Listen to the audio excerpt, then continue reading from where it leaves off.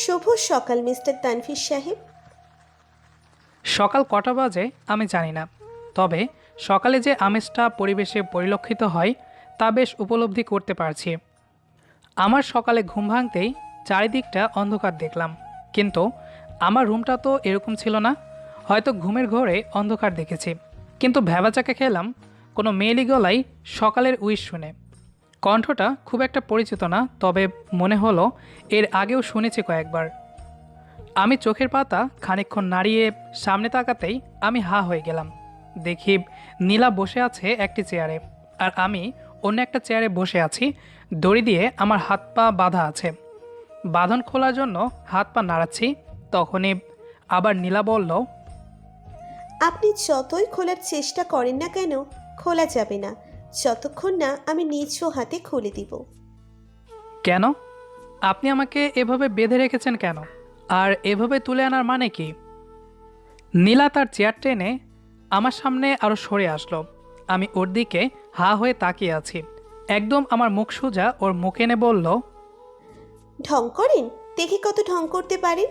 আমার সাথে বেশ ঢং করতে পারেন, একদিনে সেটা খুব ভালো করে দেখেছি। এখন আরেকটু দেখান তো। আমি নীলার কথা শুনে কী যে বলবো সেটা ভাবতে লাগলাম। ওর কথার কোনো আগামাথা আমি বুঝতে পারছি না। রাগও হচ্ছে। এত শক্ত করে কেউ কাউকে বাঁধে? উফ, হাতের বাঁধনের স্থানে দড়ির দাগ পড়ে যাচ্ছে। নীলা, আমি কি চোর নাকি? হ্যাঁ, এত শক্ত করে বাঁধছেন কেন? চুপ! আমাকে ইনসাল্ট করা, আমাকে অপমান করা, তাই না? কবে, কখন করলাম? এই তো ঢং তো আবার শুরু করে দিয়েছেন। ইচ্ছে করছে আপনাকে থাপড়িয়ে দাঁতগুলো ফেলে দিই, কিন্তু আপনি আম্মু মানে আমার শাশুড়ি আম্মু বারণ করে দিয়েছে যেন না মারি। অ্যাঁ? নয়, হ্যাঁ, বুঝেছেন? আমি যে ঠিক কোথায় আছি তা আমি জানি না, তবে এটা বেশ বুঝতে পারছি আমি কিডন্যাপ হয়েছি। আর আমার কিডন্যাপের পেছনে বড় রকমের হাত আছে আমার ভিলেনি আম্মু আর গুন্ডি নীলার। ওর দিকে তাকালাম। নীলা আমার দিকে তাকিয়েই আছে, কিন্তু আমি বুঝতে পারছি না আমাকে ও কেন এভাবে তুলে নিয়ে আসা হয়েছে। আমি আমতা আমতা করে বললাম, আমাকে কেন তুলে এনেছেন সেটা তো বলেন। বেশ তো রাতে বাড়িতেই ঘুমাচ্ছিলাম। এই, আপনি কি জানেন না কেন তুলে এনেছি? জানলে কি জিজ্ঞাসা করতাম নাকি? তা ঠিক, তবে আমি তো জানি আপনি সব জানেন। না, জানি না। আর আমার আম্মু আপনার সাথে হাত মিলাইছে কেন? কি করেছি? নীলা চুপ হয়ে আমার দিকে তাকিয়ে আছে।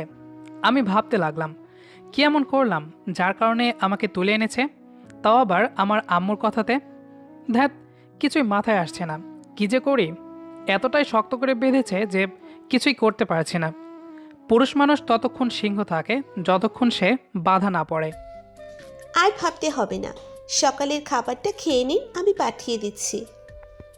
কথাটি বলেই নীলা চলে গেল, আর আমি চোখ বড় বড় করে ওর চলে যাওয়ার দিকে তাকিয়ে আছি। ইচ্ছে করছে গালে কষে একটা থাপ্পড় দিয়ে আসি, কিন্তু বাধা থাকায় আর সেটা পারছি না। নীলা চলে গেল। কি মেয়ে রে বাবা! মাত্র 8 দিন আগে পরিচয়, আর সেই মেয়ের কিনা এত সাহস যে একটা ছেলেকে উঠিয়ে নিয়ে আসে। অবশ্য গুন্ডি মেয়ে হলে যা হয়, দেখতে সুন্দর, কিন্তু এমন করবে ভাবিনি। আমার আম্মুও তো দেখতে সুন্দর, কিন্তু সেও যে ভারতীয় সিরিয়ালের মতো ভিলেন মহিলা তা জানতাম না। আমি বসে বসে চারিদিক দেখছি, কোনো কাজ না থাকায় ভাবতে লাগলাম নীলার সাথে আমার কিভাবে পরিচয়। এখন থেকে 8 দিন আগে অফিসে বসে আছি। এটা অফিস নাকি আমি জানতাম না। আব্বুর নিজের অফিস, তাই রোজ যেভাবে ইচ্ছে আসতাম। বেতন দেওয়ার সময় আব্বু কিপটিমি করতো, তবে ছিনতাই করে বেতন নিতাম। এসব নিয়ে ভাবছি, তখনই আম্মু কল দেয়। কোথায় তুই? এই তো আম্মু, চিড়িয়াখানায়। কি? ওখানে কি করছিস অফিস বাদ দিয়ে? কেন? তুমি তো বলো আমার পিছনে বান্দরের হার অনেক বেশি, বান্দর আমি, তাই তো চলে আসলাম। ওই তানভীররা, ফাজলামো রাখ। অফিস শেষ করে সোজা নিজাম ভাইদের বাসায় চলে আসবি। কেন আম্মু? ওনার বড় মেয়েকে তোর জন্য দেখতে যাব। কথাটা শুনে খুশিতে চেয়ার ছেড়ে ভাবলাম একটু ব্রেক ডান্স দিই, কিন্তু অফিসের সবাই বান্দর পাগল ভাববে, তাই দিলাম না। মনে মনে নিজেই 2 হাঁড়ি মিষ্টি সেবন করিলাম খুশিতে। কারণ নীলা হলো নিজাম আঙ্কেলের বড় মেয়ে, এটাই কেবল জানি। এলাকাতে সবচাইতে সুন্দর বেশি শুনেছিলাম আর কি। দেখতে যেমন সুন্দর, চুলগুলো আরও সুন্দর, চোখ দুটো তো আরও আরও সুন্দর। তবে অহংকার বেশি এ কারণে। এ যাবৎ অনেকগুলো ছেলে তাকে বিয়ে করতে এসেছে, তার মধ্যে আমার কাছের বন্ধু 2 জন ছিল, কিন্তু নীলা সুন্দরের ঠেলায় সবাইকে না করে দিয়েছে। তবে কি আমার পালা হবে এবার? বন্ধুদের থেকে নীলার ব্যাপারে খোঁজ নিতে হবে এখন। ওই, কথা বলিস না কেন? না, মানে আম্মু, আমি বিয়ে করব না। মানে? সবাইকে কথা দিয়েছি। ওহ, তাহলে আর কি? তোমার ছেলের অপমান নিয়ে বাড়িতে আসতে দেখো। চুপ, সেটা আমি দেখব। তাড়াতাড়ি আয়। কথাগুলো শেষ করে আম্মু লাইন কেটে দিল। আমিও ভাবতে লাগলাম নীলার কথা, কিভাবে সে আমাকে বের করে দিবে, কি কি বলতে পারে। আমিও তার জন্য রেডি হতে লাগলাম। সন্ধ্যা 7টা বাজে। তাড়াতাড়ি অফিস থেকে আব্বুকে নিয়ে বের হয়ে আসলাম, সোজা গাড়ি চালিয়ে নিজাম আঙ্কেলের বাসায়। আমরা সোফাতে বসে আছি। খানিক পর নীলা মাথায় কাপড় টেনে আমাদের সামনে আসলো। আতিয়াতার পর কাপড় যখন সরালো তখন দেখি নীলা চোখে কাজল দিয়েছে আর ঠোঁটে হালকা লিপস্টিক। এমনিতেই ঠোঁটের কোণে ছোট্ট একটি তিল, যা সৌন্দর্যকে আরও বহুগুণে বাড়িয়ে তুলেছে। আমি প্রথম দেখাই ক্রাশের বস্তায় ঢুকে গিয়েছি, বের হতে ইচ্ছে করছে না। তখনই নীলা বলল আমার আম্মুকে, আন্টি, আমি তানভীরের সাথে একটু কথা বলবো আলাদা। ওকে, যা। এই রে, কাজ হয়ে গেল। তাড়াতাড়ি ক্রাশের বস্তা থেকে বের হলাম। ইস, কি হতো আর একটু এভাবে থাকতে। আমি হেঁটে ওর রুমে গেলাম। রুমের সাথে ব্যালকনি রয়েছে, সেখানে 2টো চেয়ার রাখা। আমি যেয়ে গ্রিল ধরে দাঁড়ালাম। নীলা এসে বলল, হাই তানভীর সাহেব, হ্যালো। কেমন আছেন? ভালো। আপনি? আমিও ভালো। আপনাকে একটা কথা বলি। হ্যাঁ, বলুন। আপনি আমাকে বিয়ে কেন করছেন? আমি আমি জানি কেন করছেন। আমি দেখতে যথেষ্ট সুন্দরী। আমাকে দেখে সবাই ক্রাশ খায়, সবাই চাই আমাকে। স্বাভাবিকভাবে আমাকে সব ছেলেই বিয়ে করতে চাইবে, কিন্তু হলো কি, আমি না বিয়ে করব না আপনাদের মতো ছেলেদের। সুতরাং আপনারাও আসতে পারেন। আমি নীলার দিকে তাকালাম। এটা কোনো কথা হলো? কোনো নোটিশ ছাড়াই রুলস শুনিয়ে তাড়িয়ে দেওয়া হচ্ছে। মাথাটা গরম হয়ে গেল। আমি বললাম, এই যে শুনুন মিস সুন্দরী, আমার বই গিয়েছে আপনার মতো এমন পেতনি মার্কা সুন্দরী মেয়েকে বিয়ে করতে। কেবল রংটাই সুন্দর, কিন্তু আয়নাতে দেখেছেন কখনো মুখটা আপনার বাঁকা? আমি তো ভেবে অবাক হচ্ছি, সব ছেলে কেন আপনার জন্য পাগল হয়, যত সব। আর শুনুন, আপনাকে বিয়ে করতে আসিনি, দেখতে এসেছি, তাও আম্মুর কথাতে। আমি আসার আগে না করে দিয়েছিলাম আপনাকে যাতে না দেখতে আসি। আমার আপনার মতো এমন রূপের মেয়ে কোনো দরকার নেই। কেবল রূপের সৌন্দর্য নিয়েই থাকবেন, গুণের বেলায় অষ্টরম্ভা। আমি তো বিয়ে করব না, সেটাই তো বলতে আসছিলাম। আপনার মতো পেতনিকে কেন বিয়ে করব শুনি? জানতো ভাগেন, আমি যে বিয়ের কথা অফ করতে বলছি, দাঁড়ান। আমার কথা শেষ করে দেখলাম নীলা হা হয়ে আমার দিকে তাকিয়ে আছে। বিষয়টা অনেক ভালো লাগলো। আর অফিসে বসে এসবই ভাবছিলাম যে নীলা এমন কিছু বললে আমিও সেটার উত্তর দিব। আর আমার থিওরি বলে, কোনো সুন্দরী মেয়েকে পেতে হলে তার রূপের প্রশংসা করার কোনো দরকার বা মানে নেই। কারণ আমার আগেও অনেক অনেক ছেলে তার রূপের প্রশংসা করেছে। তাই এটা সুন্দরী মেয়ের কাছে ডাল ভাত। তাই কোনো সুন্দরী মেয়ে পটাতে তার রূপের বিপরীত পথ দিয়ে ট্রাই করতে হবে। কারণ রাগের মাধ্যমেও অনেক কিছু হয়। সেক্ষেত্রে মেয়েটি আপনার কথা ভাববে, কারণ কোনো ছেলে তাকে অসুন্দর বলেনি। আপনি বলেছেন, তাই আপনার কথা সে ভাববে, এটা ভেবে যে কি এমন ছেলে যে আমাকে অসুন্দর বলে। আর মেয়েরা কোনো ছেলের কথা ভাবা মানেই তার প্রেমে পড়া নিশ্চিত। তাই নীলাকে একটু পামি দিলাম, যাতে সে ভাবুক আমি সবার থেকে ডিফারেন্ট। কথাগুলো ভাবতে ভাবতে ওর রুম থেকে বের হলাম। মনে মনে একটা পৈশাচিক হাসি দিলাম, এটা ভেবে যে এতদিন নীলা অনেক ছেলেদের নিয়ে মজা করেছে, আজ ওর পালা। আমাকে দেখে আম্মু বলল, কি হলো? চুপ করে দাঁড়িয়ে কেন?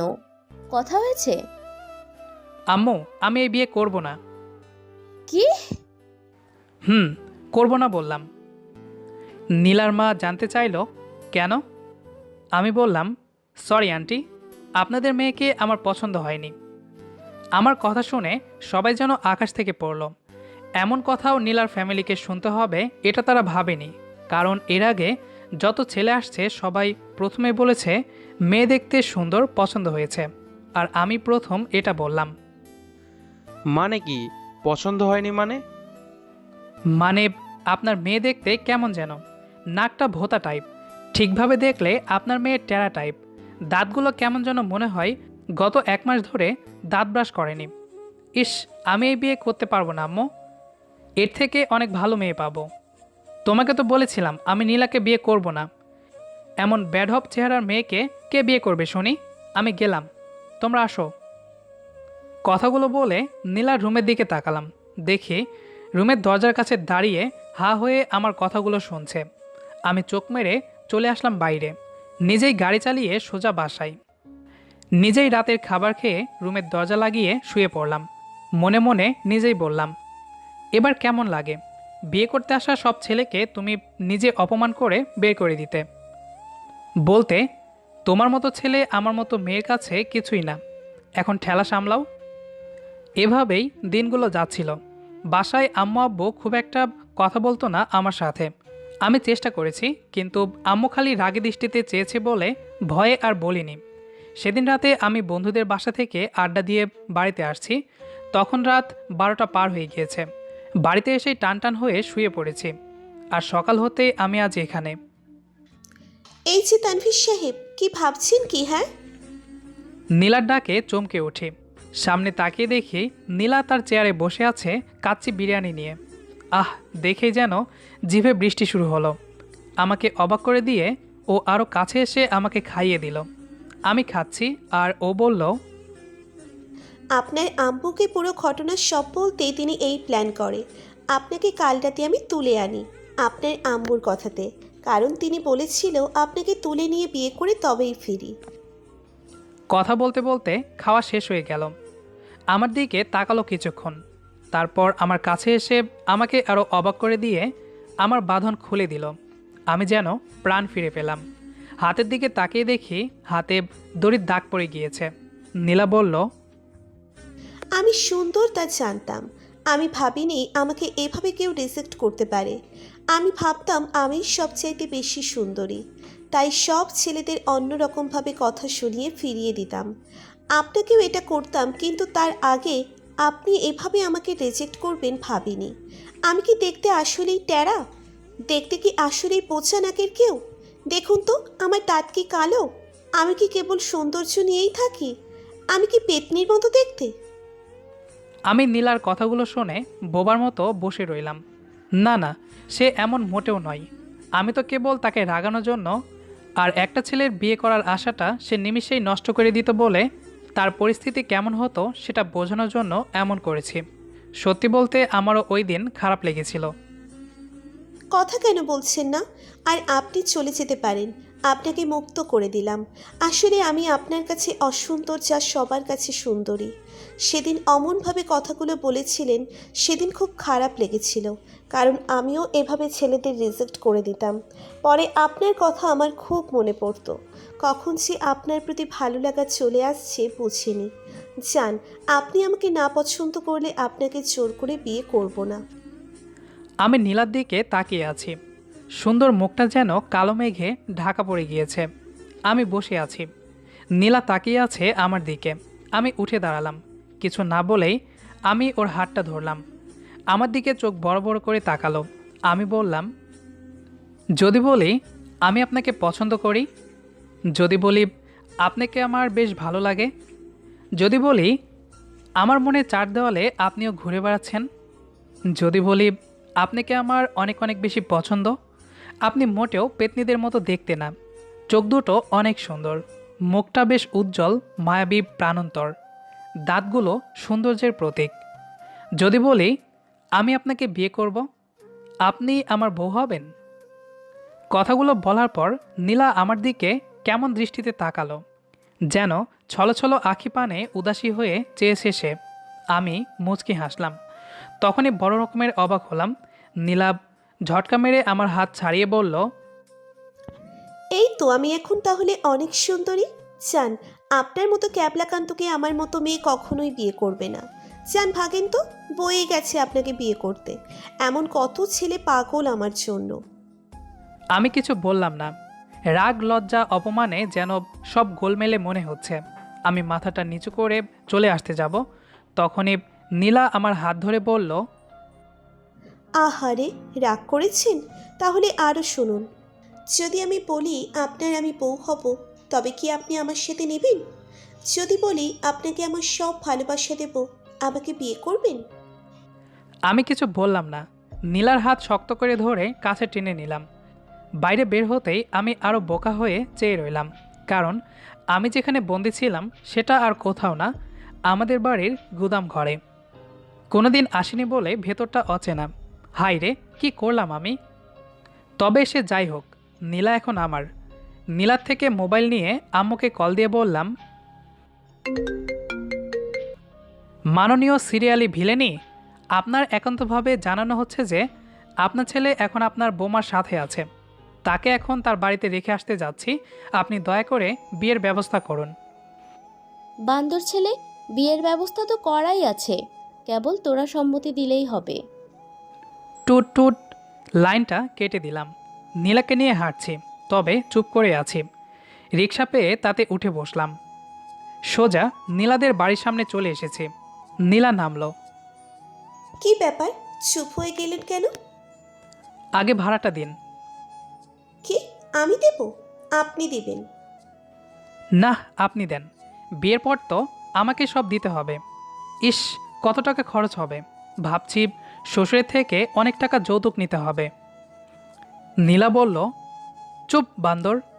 আমি বললাম, আপনিও বান্দর বললেন? এ দুঃখ আমি কোন পকেটে যে রাখি? তবে কষ্ট সেটা না, কষ্ট হলো আমার কোলবালিশটা আজ থেকে তার বরছাড়া হয়ে যাবে, মানে আমাকে ছেড়ে সে থাকবে। ইস। নীলা বলল, ফাজিল বদমাস ছেলে, বান্দর একটা। যান, বাসায় গিয়ে গোসল করে নেবেন। নীলা গেটের কাছে যেয়ে দাঁড়ালো। আমি রিকশাতে ঘুরে চলে আসতে লাগলাম। দূর থেকে দেখি তখনও সে দাঁড়িয়ে আছে। মুচকি হাসলো। আমি ইশারায় চলে যেতে বললাম, কিন্তু সে ইশারাতে বুঝিয়ে দিল আমি যতক্ষণ চোখের আড়াল না হব সে থাকবে। অগত্যা আর কি। আস্তে আস্তে সব চোখের বাইরে চলে গেল। আমিও চলে আসলাম বাড়িতে। আমাদের আজকের গল্পটি এ পর্যন্তই। গল্পটি আপনাদের কাছে কেমন লেগেছে সেটি অবশ্যই কমেন্ট করে জানাবেন। দেখা হবে আবারও নতুন কোনো গল্প নিয়ে। সেই পর্যন্ত আমাদের সাথেই থাকুন। ধন্যবাদ সবাইকে।